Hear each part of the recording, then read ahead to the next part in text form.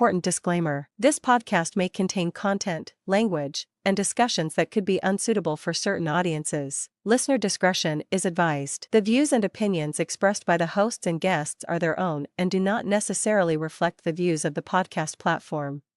Parental guidance is recommended. Additionally, please be aware that this episode includes discussions about violence against women and children. A trigger warning is issued, and we encourage sensitive listeners to exercise caution. Thank you for understanding. Welcome to our 18-day campaign to end violence against women. This is jointly presented by Silangan Multipurpose Cooperative and NATCO Network's Gender and Development Committee. This is your presenter, Atty. Ventosa, isa pong Davao lawyer, cooperative officer, a member of the board of directors of the Silangan Multipurpose Cooperative, and the vice chairperson and the Mindanao representative of NATCO Network's Gender and Development Committee. So we now go to Republic Act 7610. The long title of this act is the Act Providing for Stronger Deterrence and Special Protection Against Child Abuse, Exploitation, and Discrimination, and for other purposes. It was enacted last June 17, 1992. So let's continue. So nag-start po tayo doon sa ibang mga batas like Republic Act 9710, the Magna Carta for Women, at tumuloy tayo sa Republic Act 9262, yung ating VAUSI Act, Anti-VAUSI Act of 2004. At nandito na po tayo ngayon sa Republic Act 7610, or yung which we commonly call as the Anti-Child Abuse Law. So ano ba itong mga child abuses? Ito ay tumutukoy na hindi tamang pagtrato sa bata, madalas man o hindi, katulad ng letter A, psychological or physical abuse. Letter B, anumang gawa o mga salita, nagpapawalang bisa, nagpapawalang halaga, o nagkamali sa tunay na halaga at dignidad ng isang bata bilang isang tao. Letter C, hindi makatwirang pag-agaw ng kanyang mga pangunahing pangangailangan para sa kaligtasan, gaya ng pagkain at tirahan. In fact, alam natin, naririnig natin na may mga kabataan na ginagamit sa paglilimos ng mga sindikato. Akala natin yung mga pulubi o pinapahirapan sila kapag hindi sila ng limos, hindi sila pakainin o minamaltrato sila. Level up pa ang mga opensa kapag ito ay human trafficking, kapag ating laban po ano yung mga Anti-Human Trafficking in Persons Act, ay patong-patong rin po yung kaso, hindi lamang po violation ng Republic Act 7610. Letter D, kabiguan na agad na magbigay ng medikal na paggamot sa isang batang nasugatan na resulta sa malubhang pinsala sa kanyang paglago at pag-unlad o ang kanyang permanenteng kawalang kaya o kamatayan. Of course, hindi lang naman talaga sa mga kabataan nagsasaad po, katulad sa ating revised penal code, kapag may mga biktima dyan o may mga taong nasugatan, nasagasaan o may sakit, kailangan po nating tulungan din po. Kapag hindi natin tulungan, meron tayong liability sa revised penal code for abandoning victims or injured persons, or sa ating civil code, sa ating human rights and civil rights obligations. So isang ehemplo po dito, halimbawa siguro yung hindi masyado obvious, yung may asthma na bata. May narinig ako dati na namatay yung bata kasi hindi naman pinapagamot. Sabi lang na uminom ka lang ng dyan at hindi pinadala sa ospital at lumala na pala yung asthma, atake na pala ito, at yun ang ikinadulot at ikinamatay ng bata. Ang alam naman ng either parent, yung mother or father na may asthma, at hindi man lang tumawag sa 911 o pinadala sa barangay o sa ospital at namatay yung bata, ito po ay isang manifestasyon ng child abuse at maaring maging liable yung parent or sino mang tao na hindi nagbigay agad ng medical na lunas para magamot or masave po yung bata. Ano po yung ating provision sa ating saligang batas, sa ating 1987 Constitution? Meron tayong Article 9, yung mga children of indigenous cultural communities. Sinasaad ng Section 17, yung survival, protection, and development ng mga bata ng ating mga IPs. So in addition to the rights guaranteed to children under this Act and other existing laws, Children of indigenous cultural communities shall be entitled to protection, survival, and development consistent with the customs and traditions of their respective communities. So, of course, hindi lamang galing sa kanilang custom at tradition, nandito pa rin po parati yung ating survival, protection, and development clause para sa ating mga anak ng ating mga IPs. And sinasaad ng Section 18, meron tayong System of and Access to Education. The Department of Education, Culture, and Sports, na ngayon po ay DepEd na, shall develop and institute an alternative system of education for children of indigenous cultural communities, which culture-specific and relevant to the needs of an existing situation in their communities. The Department of Education, Culture, and Sports, DepEd na po ngayon, shall also accredit and support non-formal but functional indigenous educational programs conducted by non-governmental organizations inside communities. Dito po sa Davao City, ang Silangan Multipurpose Cooperative po, kasama po yung ibang mga private companies and other civic organizations katulad po ng Davao Light and Power Company, yung Freemasons, yung pong Davis Paints, ay nagtulong-tulong upang ayos po, no? Meron pong homeschool doon sa District 3 sa may bukid na ng portion dito sa Mindanao at nagkaroon ng mga classrooms, tirahan at iba pang mga pasilidad yung ating mga children of indigenous cultural communities at maraming salamat po sa mga sponsors na yon. At ito po ay manifestasyon na kapag nagtulong-tulong ang private sector at government sector ay pwede nating i-uplift yung ating education and standard of living ng ating children of indigenous cultural communities.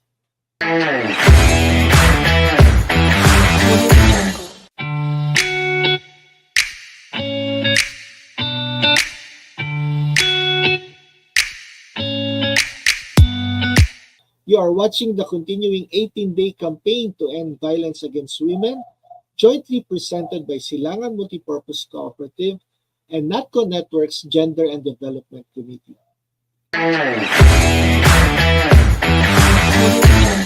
And sa Section 19 po, nakasaad po doon yung sa health and nutrition na dapat po the delivery of basic social services and in health and nutrition to children of indigenous cultural communities shall be given priority by all government agencies concerned.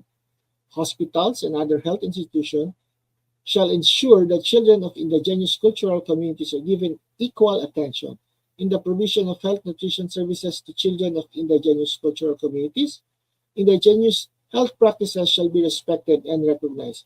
So hindi po din dapat siguro i-discriminate, sabi dito, no, katulad ng sa tinatawag natin na tuob, kung ano pa ba yung kanilang mga indigenous health practices, basta hindi lang naman siguro din obviously na nakakasakit sa mga or nakakapinsala sa health ng mga. Meron din sila po mga herbal medicine. So we will complement the traditional and medical and scientific remedies for health and nutrition of our children of indigenous cultural communities.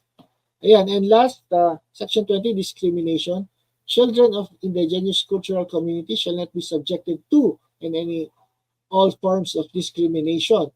Any person who discriminates against children of indigenous cultural communities shall suffer a penalty of arresto mayor in its maximum period and a fine of not less than 5,000 pesos nor more than 10,000 pesos. So, minsan po, no, yung ating mga kapatid na mga indigenous children, yung badyaw, no, dapat daw tawag sa kanila good jaw na kasi hindi naman talaga sila bad.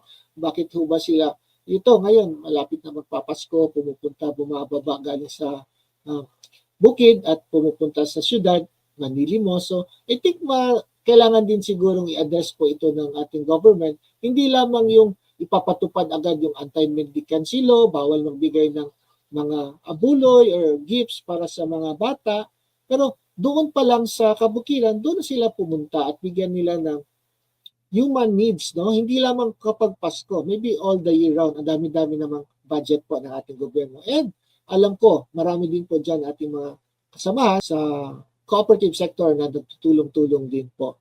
Ayan, so that is our Magna Carta of Women and Other Related Laws.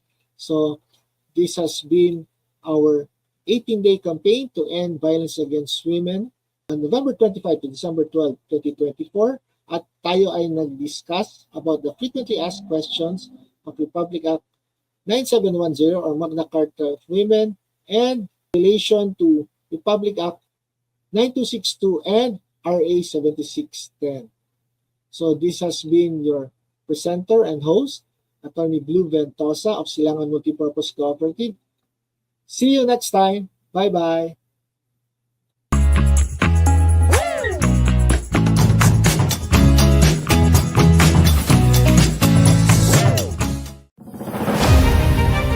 Education is at the heart of progress. It is the key to achieving the individual goals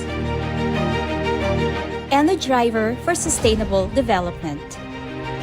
Since the organization of cooperatives in the 1800s, leaders recognized that education plays a central role in the growth of cooperatives and is considered the lifeblood of all cooperatives. 𝐂𝐚𝐦𝐩𝐚𝐢𝐠𝐧 humble beginnings can be traced to its desire to provide transformative education to cooperatives. Through the years, 𝐂𝐚𝐦𝐻𝐾o has grown and expanded.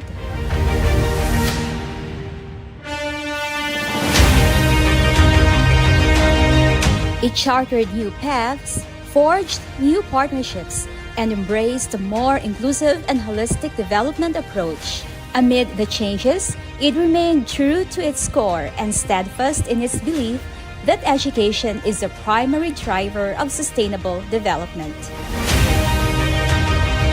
and the future of cooperatives. As it enters a new era of cooperative development, 𝐂𝐚𝐻𝐾o continues to seize opportunities in order to serve our members better. 𝐂𝐚𝐻𝐾o is proud to present the new face of cooperative education, stronger, wider, and even more connected. The Cooperative Academy of 𝐂𝐚𝐻𝐾o Network, formerly known as the Education Training and Consultancy Group, 𝐶AN represents the new era of cooperative education, learning that is grounded on the unique experiences of co-ops and strengthened by its local and global perspectives.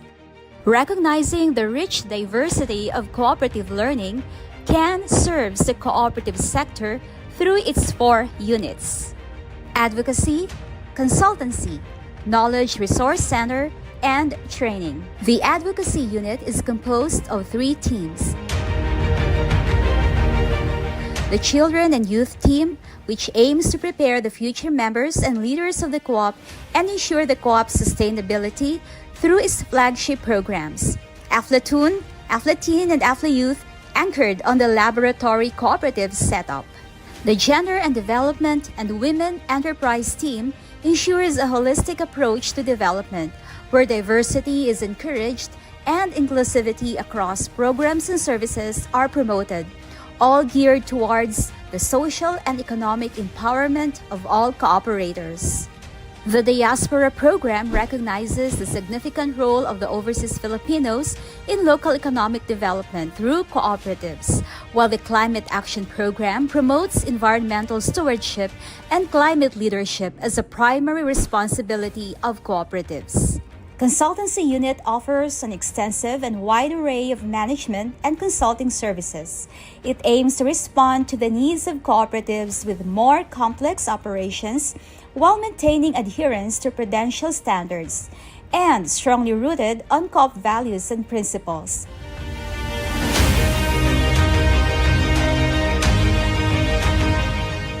The unit provides interventions and coaching in the fields of strategic planning, finance and accounting, credit risk management, marketing and sales, human resources and administration, member relations and development, and business development services.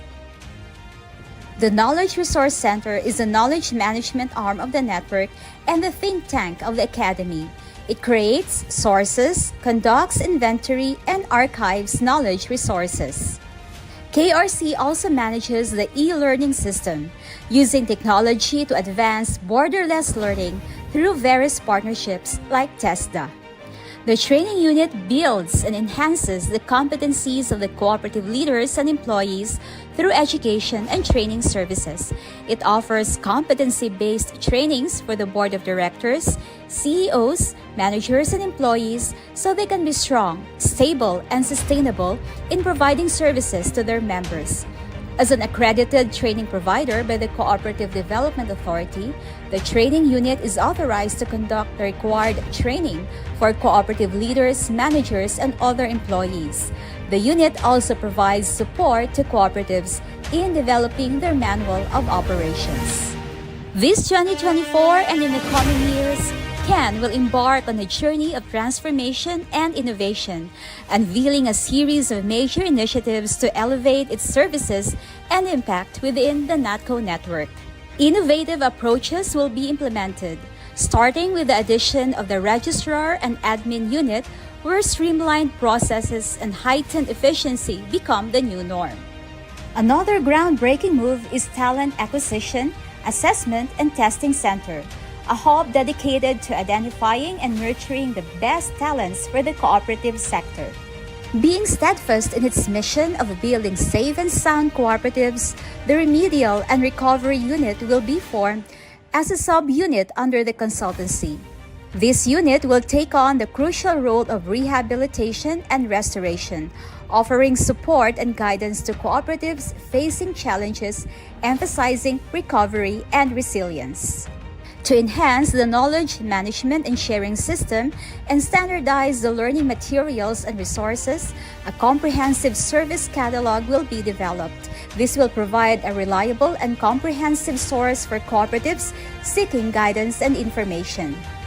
Recognizing the importance of continuous learning, 𝐂𝐚 will invest in faculty development, ensuring that educators within the cooperative sector are equipped with the latest knowledge and teaching methodologies. To foster expertise and collaboration, 𝐂𝐚 will initiate the development of expert circles. In addition to the Managers Club, Co-op HR and Loan Officer circles will be formed. These circles will provide platforms for professionals to share insights and best practices. To provide a broader perspective and enhance the global competitiveness of cooperatives, 𝐂𝐚 will strengthen its local and global reach through strategic partnerships with the prominent local educational institutions as well as international learning institutes and organizations.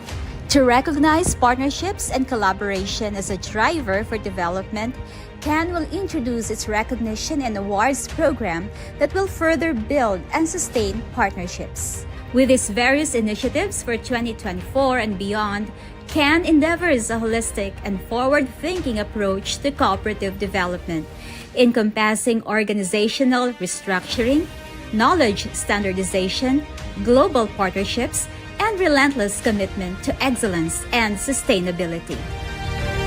Now and in the future, it commits to foster a culture of continuous learning, development, and knowledge creation in the cooperative sector, ensuring the growth and sustainability of cooperatives across the country, where every co-op member is living a quality life and is happy.